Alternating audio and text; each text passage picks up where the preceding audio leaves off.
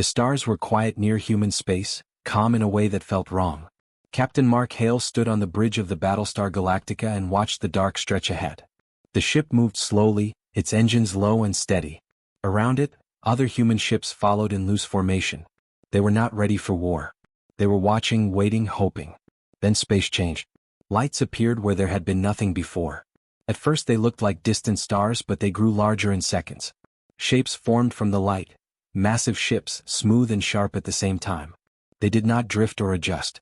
They arrived already in perfect order. An alien fleet had entered human space. The bridge went silent. No one spoke.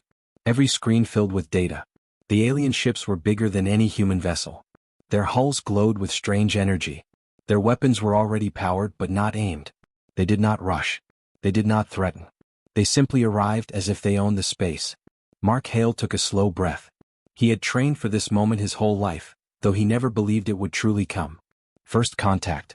Not with explorers or traders, but with a fleet built for war. "Open all channels," he said calmly. A young officer nodded and worked fast. "All frequencies open, sir." Mark stepped closer to the main display. He straightened his uniform and spoke clearly. "This is Captain Mark Hale of the Battlestar Galactica," he said. "You have entered human-controlled space. We do not seek conflict. Identify yourselves." There was no reply. Seconds passed. Then minutes. The alien ships did not move. They did not respond. They acted as if the human fleet did not exist. Mark tried again. "We are a peaceful people," he said. "We are willing to talk. Any misunderstanding can be resolved without force." Still nothing. Around him, officers exchanged worried looks. Sensors showed the truth clearly. The alien ships were scanning everything. Every human signal, every weapon, every weakness.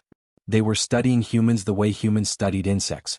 Lieutenant James Carter spoke softly. "Sir, their systems are far beyond ours." Mark nodded. He already knew.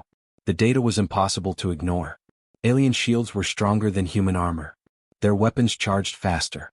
Their ships moved with perfect control. "They think we are weak," Mark said quietly. The alien fleet shifted slightly, not as a threat, but as a statement. One massive ship moved forward, alone, separating itself from the rest. It was larger than the Galactica, its surface smooth and unmarked. A signal came through at last. It was not a voice. It was an image. A tall alien figure appeared on the main screen.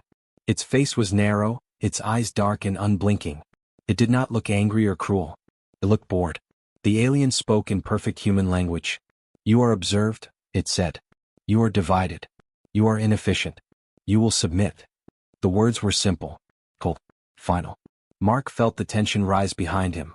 Fear pressed against his chest, but he did not let it show. "We do not submit," Mark replied. "We defend ourselves. We protect our people. You are making a mistake." The alien tilted its head slightly. "Your technology is inferior," it said. "Your ships are outdated. Your species fights among itself. You are not a threat." Mark clenched his jaw. Wars are not decided by machines alone. The alien's eyes narrowed just a little. "That belief is why you will lose," it said. The image vanished. Alarms sounded at once. Energy spikes filled the sensors. Alien weapons powered up across the fleet. "Shields up," Mark ordered. "All ships, defensive formation." The Galactica's shields flared to life just as the first blast hit. The impact shook the ship. Consoles sparked. Crew members grabbed for balance. The alien attack was precise. One shot disabled a nearby human cruiser, tearing through its engines without destroying the hull. Another blast cut communications to a frigate farther out. They were not trying to destroy everything. They were proving a point. Mark watched the tactical display as human ships struggled to respond. Human weapons fired back, bright flashes against the dark, but they barely touched alien shields. The aliens did not even adjust formation. "They're playing with us," James said. His voice shook despite his effort to stay calm. "Yes," Mark said. "They want us to understand." Another human ship exploded in silence, broken in half by a single strike. Mark felt each loss like a weight on his chest. These were not numbers. These were people. Friends. Families. "Captain," a communications officer said, "civilian stations are picking up the battle. Panic is spreading." Mark closed his eyes for half a second. This was happening too fast. Humanity was not ready. Not like this. He opened the channel again even as explosions lit the screens. "This does not need to continue," Mark said. "You do not know us. You think strength is only power. That is your mistake." The alien fleet paused. Just for a moment. Weapons still charged, ships still steady. The alien image returned. "You confuse survival with strength," it said. "You survive because stronger species allow it." Mark leaned forward. "No," he said firmly. "We survive because we learn. Because we adapt. Because we stand together when it matters." The alien stared at him, unreadable. "Your words are inefficient," it said. "Your resistance will end." The signal cut out. The alien fleet advanced again. Mark turned to his crew. He saw fear in their eyes but also something else. Anger. Resolve. A quiet refusal to vanish. "All ships," he said, his voice steady, "fall back on my mark. We are not running. We are learning." The Galactica turned slowly, shields flaring under fire. Human ships followed, damaged but moving. Behind them, the alien fleet remained calm and confident, certain of victory. They did not chase with urgency. They believed the war was already decided. They did not know that in human history, every great mistake began with that belief. The retreat did not look like order. It looked like loss. Human ships pulled back through burning space, engines damaged, shields flickering. Wreckage drifted where ships had once flown. The alien fleet followed at a steady pace, never rushing, never breaking formation. Their weapons fired with cold accuracy. Every shot landed where it hurt most. On the bridge of the Battlestar Galactica, Commander David Ross stood silent as reports came in. One ship lost. Then another. Then another. Each name struck like a blow. "Helm, keep us aligned with the fleet," David said. His voice was calm, but his hands were tight at his sides. Captain Mark Hale watched the tactical screen. "They're cutting us apart," he said. "If we keep this up." "We won't," David replied. "We're pulling back exactly as planned." An officer looked up in surprise. "Sir, planned?" "Yes," David said. "This is not fear. This is study." The alien weapons were stronger, faster, cleaner. That much was clear. But David Ross had fought too many battles to believe raw power decided everything. Enemies always had habits. Always had limits. You just had to survive long enough to see them. "Record everything," David ordered. Weapon timing. Shield response. Movement paths. No detail is too small. Across the fleet, human ships continued to fall back. Some were barely holding together. Others limped behind, engines failing. The aliens did not finish them quickly. They disabled first, destroyed later. It was careful. Controlled. "They're hurting us," an officer said. "Yes," David answered. "Because they think we're predictable." In a small fighter far from the Galactica, pilot Emma Brooks fought to keep her ship steady. Her cockpit shook as warning lights flashed around her. She had lost 2 wingmates already. One second they were there, the next they were gone. Emma forced herself to breathe. Panic would kill her faster than any alien weapon. She dodged another blast, pulling hard to the left. The alien shot missed her by meters. Too close. "They're good," she muttered. But then she noticed something. The alien fighters moved with perfect smoothness. Too perfect. They turned at the same angles. They attacked in clean lines. No wasted motion. No sudden risk. Emma rolled her ship again, sharply this time, breaking her usual pattern. An alien fighter followed, but hesitated for a split second before adjusting. That hesitation saved her life. She fired. Her shot hit the alien ship's shield, not enough to destroy it, but enough to make it pull back. Emma's eyes widened. "You don't like surprises, do you?" She watched closely now. Every alien move. Every turn. They attacked in waves, always the same distance apart. When one was damaged, another replaced it immediately, no overlap, no chaos. They fought like machines. "Galactica, this is Brooks," Emma said over the channel. "I'm seeing patterns. Their fighters move in fixed cycles. They don't improvise." Static crackled. Then David Ross replied. "Explain." "They expect us to break," Emma said. "They don't expect us to change. When we do even a little, it slows them." There was a pause. "Keep observing," David said. "Stay alive." "That's the plan," Emma replied. She pulled away from the fight, joining a group of retreating fighters. Around her, human pilots were exhausted, angry, scared. But they were still flying. On the Galactica, David replayed combat data again and again. The alien fleet advanced like a wall, but the wall had gaps. Tiny ones. Timing gaps. Energy delays. They reload faster than us, an analyst said, but not instantly. How long? David asked. Less than a second, the analyst replied. But it's there. David nodded slowly.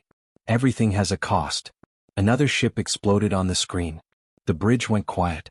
We're losing ground, an officer said. Yes, David said. And gaining knowledge. The alien fleet pushed forward, confident as ever. Their command ship stayed far back, untouched. They had lost nothing important. Not yet. They believe this is already over, Mark Hale said. And that, David replied, is their greatest weakness. In another part of space, human engineers struggled to keep systems running. Power rerouted. Shields patched. Damaged weapons stripped for parts. Every survival choice was rushed and imperfect. But humans worked together. A technician handed tools to someone she had never met. A medic treated wounded crew while the ship shook around them. No one asked if it was worth it. They just acted. Emma Brooks landed her fighter on a damaged carrier. Smoke filled the bay. Crew rushed to help her out. Did you see them? She asked one of the deck officers. The aliens? The officer nodded. Hard to miss. They fight like they've already won, Emma said. That's why they haven't. The officer gave a tired smile. You think we can beat them? Emma looked back at her battered ship. At the burns along its hull. At the human fleet pulling back but not breaking. I think, she said slowly, that they've never fought anyone like us. Hours passed. The retreat continued. The alien fleet followed, still calm, still certain. Human losses mounted. Space filled with debris and drifting escape pods. But something had changed. Human ships began to move differently. Small adjustments. Short bursts instead of long burns. Random changes in formation. Risky maneuvers that made no sense on paper. The aliens adapted, but slowly. Commander David Ross watched the data with sharp focus. They're reacting now, he said. That means we're inside their expectations. Mark Hale folded his arms. We're still losing. Yes, David agreed. But not blindly anymore. Far ahead, the alien command ship observed the human retreat. Its leaders saw broken ships and falling numbers. They recorded the battle as confirmation of their judgment. Humans were weak. They did not see the questions forming on human bridges. They did not hear the quiet learning in damaged cockpits. They did not understand that every loss was being turned into memory. The aliens believed humans were retreating because they were afraid. In truth, humanity was doing what it always did best. Learning how to survive. The fleet drifted in wounded silence. Human ships moved slowly now, many of them scarred and broken. Some had lost engines. Others had weak shields that flickered like dying lights. Rescue craft moved between them, pulling survivors from the cold dark of space. Escape pods floated everywhere, small signs of lives barely saved. Too many were not saved. On the Battlestar Galactica, the air felt heavy. Crew members spoke in low voices. Some did not speak at all. Names were read aloud. Too many names. Friends, brothers, sisters, pilots who had laughed only hours before. Captain Mark Hale stood near the observation window, staring at the stars. His face was calm, but his eyes showed the truth. Every loss weighed on him. We held, Commander David Ross said quietly beside him. Barely. Mark nodded. Barely is still holding. In the lower decks, Engineer Lucas Miller wiped grease from his hands and leaned against the console. His team worked around him, exhausted but focused. Sparks flew as damaged systems were opened and closed again. The smell of burned metal filled the room.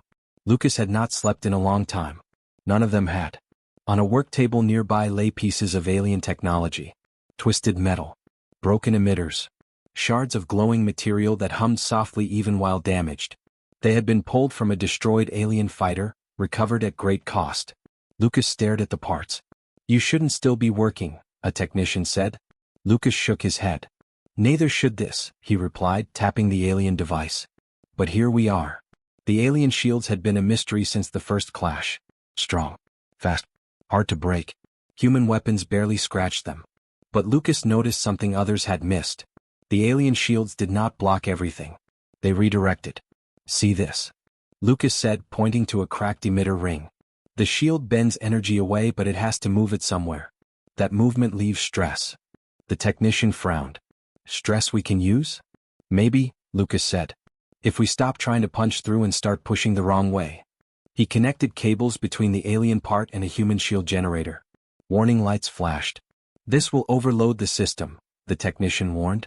Lucas smiled tiredly. Only if it works. Across the ship, morale struggled but did not fall apart. Crew members checked on each other. Medics moved non-stop. Pilots sat quietly, staring at nothing, replaying fights in their minds. Pilot Emma Brooks sat alone in a corner of the hangar, her helmet in her hands. Her fighter was being repaired nearby, patched together with whatever parts could be found. She watched silently as mechanics worked. A young pilot sat beside her. "We lost Tom," he said softly. Emma nodded. "I know. He saved me," the pilot continued. "Took a hit meant for me." Emma closed her eyes for a moment. "That's who he was." The pilot swallowed. "Do you think this means anything? All this loss?" Emma looked up at him. Her face was tired, but her voice was steady. "It has to," she said. "Or it breaks us." On the bridge, Commander Ross reviewed damage reports. Numbers filled the screen. Too many red warnings. Too many systems at risk. "We can't take another fight like the last one," an officer said. "No," David agreed. "We won't survive it." "Then what do we do?" David was quiet for a moment. "We stop fighting the way they expect." An alarm sounded suddenly. Then another. Engineers called out over the intercom. "Commander," a voice said, "engineering requests permission to test a modified shield system." David raised an eyebrow. "Modified how?" The voice replied, "Using alien tech." David looked toward Mark Hale. Mark gave a small nod. "Proceed," David said. Deep in engineering, Lucas Miller stood behind a blast shield. His heart pounded. If this failed, it could knock out half the ship. "Power up slowly," he said. Energy flowed through the system. The human shield flared, then shifted color slightly. The alien component glowed brighter. Warning lights flickered, then stabilized. "It's holding," the technician said. Lucas leaned forward. "Increase pressure." The shield shimmered again, bending inward for a moment, then settling. Lucas's eyes widened. "It's not stronger," he said slowly. "It's different." "What does that mean?" someone asked. "It means," Lucas said, "we're not blocking anymore. We're confusing." Data streamed in. Simulations ran fast. The modified shield did not stop alien fire completely, but it disrupted it. Energy scattered unevenly. Alien weapons lost efficiency. Lucas laughed once, sharp and surprised. They built their weapons to fight mirrors. Not messes. The news spread fast. On the bridge, David Ross studied the results. "It won't win the war," he said. "No," Mark Hale replied. "But it keeps us alive." Throughout the fleet, engineers copied the design as best they could. Not every ship could use it. Some were too damaged. Others lacked the parts. But enough were modified to matter. The aliens attacked again. Their weapons struck human shields, and something went wrong. Shots bent wide. Impacts weakened instead of breaking. Alien targeting systems struggled to adjust. "What is happening?" an alien commander asked from their distant ship. Humans did not answer. They moved strangely now. Not stronger. Not faster. Just different. Ships weaved when they should not. Fighters rushed in close, then pulled back at odd moments. Shields flickered on purpose, not as failure. The alien fleet still pushed forward. Humans still lost ships. But the losses slowed. Emma Brooks flew again, her fighter barely holding together. Alien shots passed close but missed more often now. "They're confused," she said into the channel. "I can feel it." Commander Ross listened and nodded. "Good," he said. "Let them feel it." In the quiet moments between battles, the truth settled in. Humans could not overpower the aliens. They could not match their technology. They could not win by force. But they could think. They could bend rules. Break patterns. Use broken tools in new ways. Lucas Miller collapsed into a chair, exhausted. His hands shook. But he smiled. "We don't need to be better," he whispered. "We just need to be harder to kill." Across the fleet, humans prepared again. Ships repaired. Plans changed. Fear remained, but it no longer ruled. The aliens still believed victory was certain. They did not understand what humans had learned. Strength was not enough. Thinking differently was everything. The human fleet moved again, and this time it looked familiar. Ships turned away from the alien force, engines flaring weakly. Formations loosened. A few damaged vessels lagged behind. From a distance it looked like another retreat. Another slow collapse. On the alien command ship, sensors confirmed what their leaders expected. Human ships were falling back. Power levels were uneven. Shields flickered. "They are breaking," one alien officer said. "Continue pressure. the commander replied calmly. Do not overextend. The alien fleet advanced, steady and confident. On the bridge of the Battlestar Galactica, Captain Mark Hale stood tall, hands clasped behind his back. His face was calm, but his eyes were sharp. All ships, he said over the fleet channel, execute retreat pattern 7. Human captains obeyed at once. Engines reduced power. Defensive fire slowed. The fleet pulled back toward a wide field of drifting wreckage left from earlier battles. To the aliens it looked like fear. To humans it was timing. Commander David Ross watched the displays closely. They're following, he said. Mark nodded. Right where we want them. Far ahead and far below the main fleet, pilot Emma Brooks flew in silence. Around her, dozens of human fighters drifted dark and quiet, engines low, systems masked. They hid among broken hulls and shattered metal, using debris as cover. Emma checked her timer. Her heart beat fast, but her hands were steady.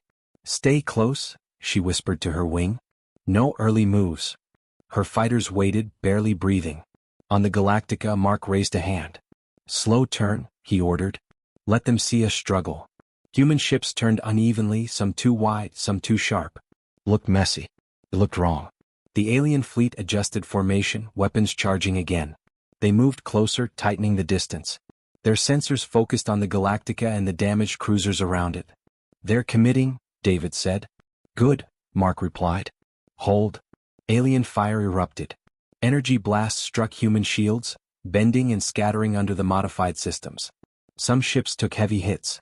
One cruiser lost power and drifted. Rescue teams stand by, Mark said. His voice did not rise.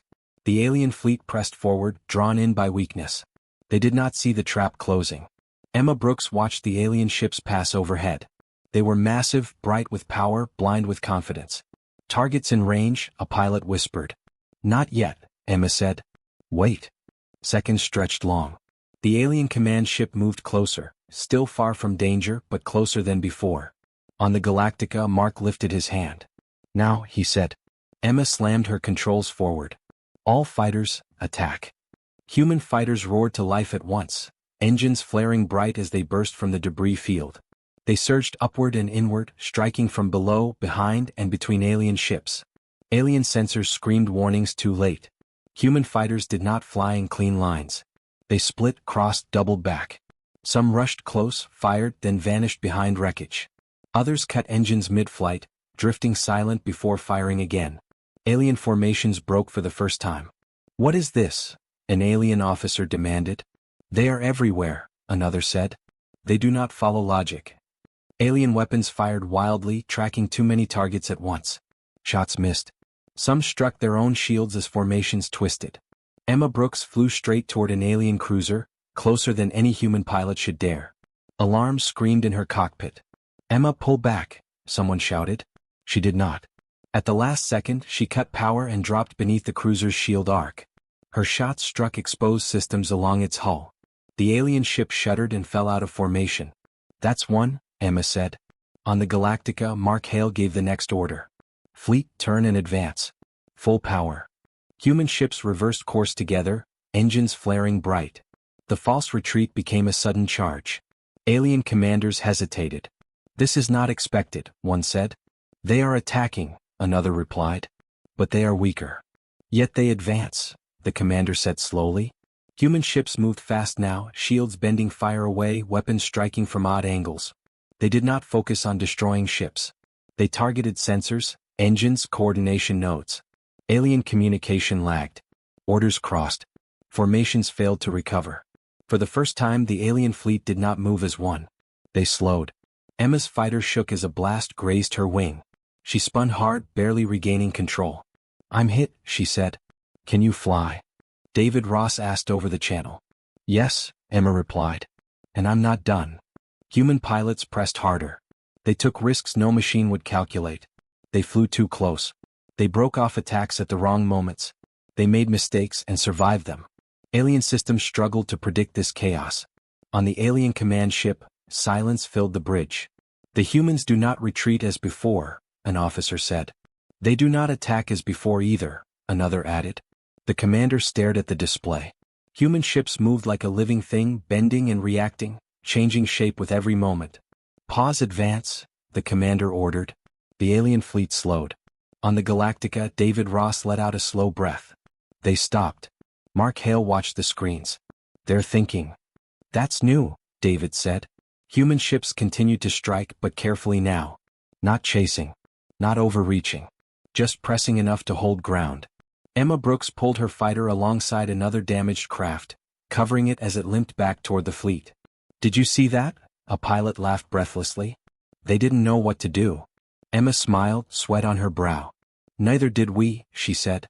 We just moved. The alien fleet pulled back slightly, reforming, reassessing. Their weapons remained charged, but their advance had stopped. For the first time since the war began, space grew quiet. Human ships held position, damaged but standing. Mark Hale straightened his uniform. All ships, he said, hold formation. No pursuit. David looked at him. You think they'll attack again? Yes, Mark said. But not yet.